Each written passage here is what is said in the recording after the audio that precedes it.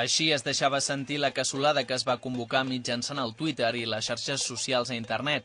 Promoguda per l'anomenat grup Indignades de Vilafranca, aquesta acció de protesta es va fer davant mateix la seu comarcal de Convergència i Unió a la Rambla de Nostra Senyora de Vilafranca i va acollir un nombrós grup de gent que va arribar a tallar la circulació de vehicles durant una bona estona amb una asseguda inclosa.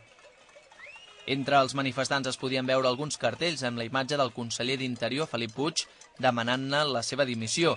I és que la cassolada es va convocar a resultes de l'actuació policial del cap de setmana amb els indignats acampats a la plaça de Catalunya.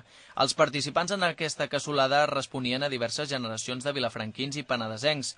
Hi havia gent gran i nens, però amb una preeminença del col·lectiu de joves.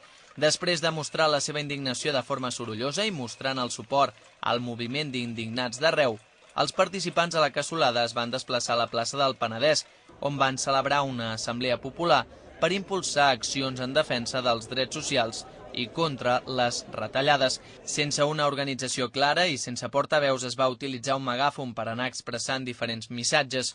Alguns d'aquests missatges adreçats als directius de les entitats financeres i en concret, i per proximitat també, als directius de Caixa Penedès, als quals se'ls culpa de bona part dels problemes que s'estan produint.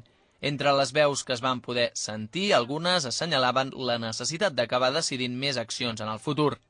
També es va mostrar la indignació i les ganes de no callar davant d'aquesta situació. A més, es va assenyalar la necessitat de mostrar una reacció a nivell local a Vilafranca perquè el missatge es vagi escampant i arribi fins on ha d'arribar. I potser, d'aquesta manera, entre tots, no sé, els hi toquem una mica els nassos perquè realment reaccionin aquí. Si reaccionen aquí, els monjos poden pensar el mateix, hòstia, i si reaccionen els monjos i, saps?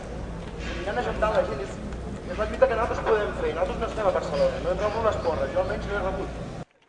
En el punt de mira hi ha l'enriquiment dels més poderosos i el retrocés de la classe treballadora.